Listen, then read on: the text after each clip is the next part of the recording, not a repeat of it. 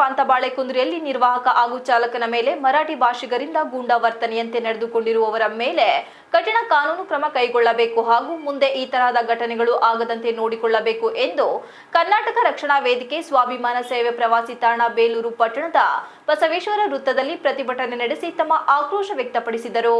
ಬಳಿಕ ಸುದ್ದಿಗಾರರೊಂದಿಗೆ ಮಾತನಾಡಿದ ಕರ್ನಾಟಕ ರಕ್ಷಣಾ ವೇದಿಕೆ ಸ್ವಾಭಿಮಾನ ಸೇನೆ ಬೇಲೂರು ತಾಲೂಕು ಘಟಕದ ಅಧ್ಯಕ್ಷ ಇಎಸ್ ಚಂದ್ರಶೇಖರ್, ಬೆಳಗಾವಿ ಜಿಲ್ಲೆಯ ಪಾಂತಬಾಳೆಕುಂದ್ರಿ ಗ್ರಾಮದಲ್ಲಿ ಕೆಲವು ಕಿಡಿಗೇಡಿಗಳು ಕೂಡಿಕೊಂಡು ಉದ್ದೇಶಪೂರ್ವಕವಾಗಿ ರಾಜ್ಯದಲ್ಲಿ ಶಾಂತಿಯನ್ನು ಕದಡುವ ಉದ್ದೇಶದಿಂದ ಯುವಕ ಮತ್ತು ಯುವತಿ ಬಸ್ ಪ್ರಯಾಣದ ನಿಯಮಾವಳಿ ಗೊತ್ತಿದ್ದರೂ ಸಹಿತ ಸುಮ್ಮನೆ ಕಂಡಕ್ಟರ್ಗೆ ಬಾಯಿಗೆ ಬಂದಂತೆ ಮಾತನಾಡಿ ಮರಾಠಿಯಲ್ಲಿ ಮಾತನಾಡು, ಇಲ್ಲಾಂದ್ರೆ ಮರಾಠಿ ಕಲಿತುಕೋ ಅಂತ ಮಾತನಾಡಿ ಬಾಯಿಗೆ ಬಂದಂತೆ ಬೈದು ಅವರು ತಮ್ಮ ಗೂಂಡಾಗಳನ್ನು ಕರೆಸಿಕೊಂಡು ನಿರ್ವಾಹಕ ಮತ್ತು ಚಾಲಕನಿಗೆ ಮನಬಂದಂತೆ ಹೊಡೆದು ಅವರು ತೀವ್ರವಾಗಿ ಗಾಯಗೊಳ್ಳುವಂತೆ ಮಾಡಿರುತ್ತಾರೆ.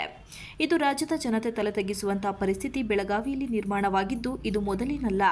ಈ ರೀತಿ ಪದೇ ಪದೇ ಬೆಳಗಾವಿಯಲ್ಲಿ ಇಂತಹ ಕೃತ್ಯಗಳು ನಡೆಯುತ್ತಲೇ ಇರುತ್ತವೆ.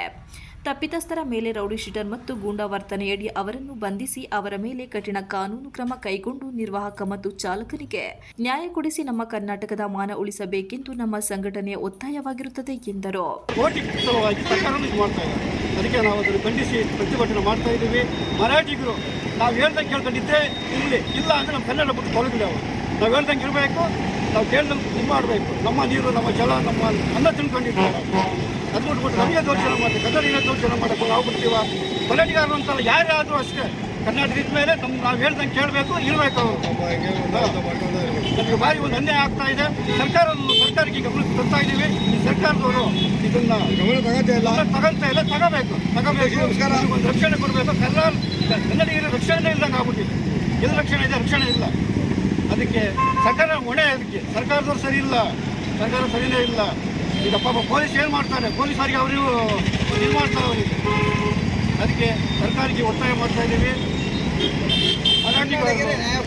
ನ್ಯಾಯ ಕೊಡಿಸ್ಬೇಕು. ಕನ್ನಡ ಬಿಟ್ಟು ಹೋಗಲೇಬೇಕು. ಅವರು ನಾವು ಹೇಳ್ದಂಗೆ ಕೇಳಿಲ್ಲ ಅಂದರೆ ಹೋಗಬೇಕು. ಇನ್ನು ಮುಂದೆ ದೊಡ್ಡ ಹೋರಾಟ ಮಾಡಬೇಕಾಗುತ್ತೆ. ಇಡೀ ನಮ್ಮ ಕನ್ನಡ ರಾಜ್ಯದಂತ ಹೋರಾಟ ಮಾಡಬೇಕಾಗುತ್ತೆ. ಪ್ರತಿಭಟನೆಯಲ್ಲಿ ಕರವೇ ಸ್ವಾಭಿಮಾನಿ ಸೇನೆ ಪದಾಧಿಕಾರಿಗಳಾದ ಉಪಾಧ್ಯಕ್ಷ ರುದ್ರೇಶ್, ಗೌರವಾಧ್ಯಕ್ಷ ಧರ್ಮೇಗೌಡ, ಆಟೋ ಘಟಕದ ಅಧ್ಯಕ್ಷ ಪುನೀತ್, ಪ್ರಧಾನ ಕಾರ್ಯದರ್ಶಿ ಮಂಜುನಾಥ್, ಹೊಯ್ಸಳ ಆಟೋ ಚಾಲಕರ ಅಧ್ಯಕ್ಷ ದೀಪು, ಪದಾಧಿಕಾರಿಗಳಾದ ರಾಮೇಗೌಡ, ಜಗದೀಶ್, ಗಿರೀಶ್ ಇನ್ನು ಮುಂತಾದವರು ಹಾಜರಿದ್ದರು.